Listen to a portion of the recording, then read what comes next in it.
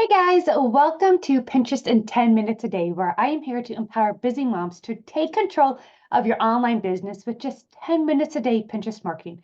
My goal is to teach you the ins and outs of do-it-yourself Pinterest marketing, share success stories, and provide actionable tips to help you grow your business. Get ready to learn how to make the most out of your limited time and resources and achieve big results. Let's dive in and start building your online presence today. So, one of the questions that is really common all over is, do I need a blog to grow with Pinterest marketing? No. Well, then how do you grow with Pinterest marketing if you don't have a blog? Now, a whole little side thing, I highly recommend having a website. A website is key to just growing any business versus just selling stuff from Facebook or Instagram. And a blog is nice to showcase a lot more stuff, but you do not need to have a blog. So I'm going to cover 6 tips on growing a Pinterest marketing without a blog. Okay. The first one is to create video pins. Now, these sometimes I still slip and call them idea pins, but they are videos where you're talking about your product or services. So you could do something like 3 tips to lose weight as a headline. And then you talk about the first tip about drinking water, and maybe a second tip about swapping out something. And then maybe the third tip is what you're selling, like a supplement or your workout program or something like that, and talk about that third tip. And then say, use the link below, and it will link up to that sales page or whatever you're selling. So video pins is a great way to showcase your products and services, to talk about them. If you're doing affiliate links and like you're selling your favorite silicone matte liners or something with bacon, like do a little bit, not bacon, with baking, do like a little bit video with that. You don't want the videos to be super long. You really want them to be less than 5 minutes, like maybe 2 to 3 minutes tops, but creating a video to share about the product, not just a video that says, buy these silicone baking mats. No, do 3 reasons why you need silicone baking mats and tell them the reasons, and then say, use the link below to buy my favorite baking mats, right? And that can link up to your sales page or even an affiliate link and that type of thing. The second way to grow with Pinterest without a blog is to create regular pins. Now, a regular pin is an image, and there's a link that you're able to put there that will link to your physical products or your sales pages. But you do need something on that image to entice a click. A lot of people, a lot of people that will be, let's say you're selling clothing like dresses or a boy's outfit or something like that, they will just post the picture of what it is. But a pinner won't really know what to do with that picture. They'll say it's cute, they might save it, but they might not even know it's for sale, even if it says Etsy, because those words are really small when they're scrolling through Pinterest. So having a text on it that says boys' outfits, baby boy outfits with that image, they're going to learn that they're going to click on it and be taken to more baby boy outfits. I'm going to give you a few examples. So let's say you were selling lotion for sensitive skin. Maybe your image will have text on it that says the best sensitive skin lotion you'll ever need. And you're going to link to that sales page for the skin lotion. Now, it's better if you have that blog in there explaining about it and then link, but this still works even if you don't have a blog yet, okay?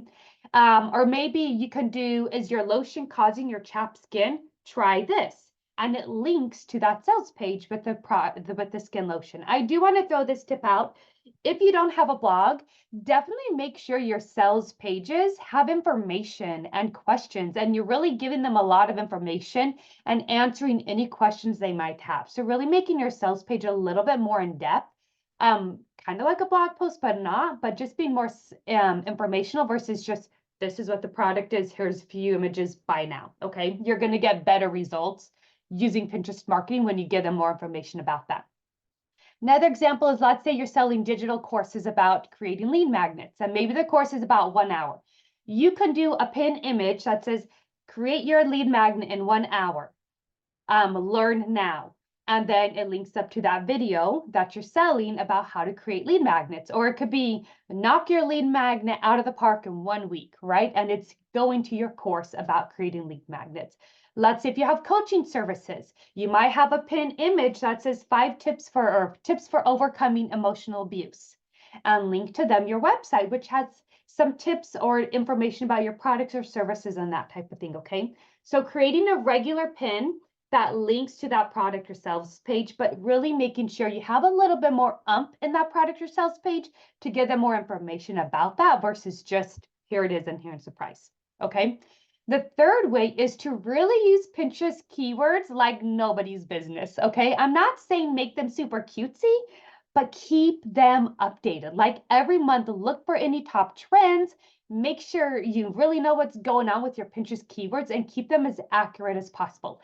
Since you are not leading a pinner to a blog post to give them more value and information, you really want to make sure those keywords are on top of it so these pins are getting seen in the algorithm and getting those clicks that you want, okay?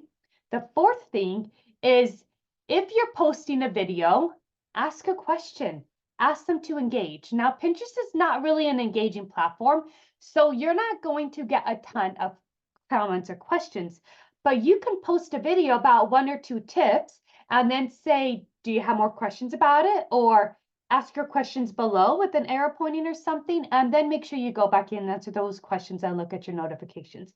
It's not a super big platform, but just being open to doing that, or say for more information, go to my Facebook group and link to them in your Facebook group. So you might not have a blog giving them information, but maybe you have a Facebook group where you give them a ton of information, or your Instagram gives them a ton of information. So you can say, learn more here. I'll even do just a pin about free Pinterest support, and I link my Facebook group. So you can do pins like that, link into your other accounts where you are able to convert them into clients, okay? The fifth thing is to be consistent, pin consistently. So Pinterest likes reliable, consistent business owners who add value to the platform and they show up on the platform, okay? So really being consistent with Pinterest, not sharing the same link over and over and over, but showing up and being consistently. The previous podcast to this talked about what to pin. So if you don't have a ton of content to pin to, I talk about repinning and how to use repinning to boost your business. So if you're having a hard time being consistent because you don't have enough links and you don't want to be spammy, definitely go back and listen to that podcast, okay? The fifth way I'm growing Pinterest without a blog is to dig into your analytics once a month. See what pins are working, what are providing the best results in traffic, and learn from those and adapt your strategy, okay? So your action step is don't push Pinterest away because you don't have a blog or a podcast or YouTube channel. Go ahead and sit down, spend about 10 minutes and figure out your why for Pinterest marketing. I'll have a lot of people that are like, I want to do Pinterest marketing. It's so good for me. And they're like, but I don't want to do a blog. And then they just brush away from it. You can still use Pinterest. It is still a great resource for making money and attracting clients and traffic, but learn your why with how to use it. And that's going to help guide you in how to use Pinterest for your marketing. What is your plan? Are you going to use it for brand awareness, to make sales, direct sales, to get traffic to your website and awareness? Having that goal in mind will help you understand the best way to use those 6 notes that I just talked about on growing with Pinterest without a blog. Now, I do want to recommend to check out my Pinterest Organic Growth Academy. It is jam-packed with everything you need to know about organic Pinterest marketing for your business, even without a blog, okay?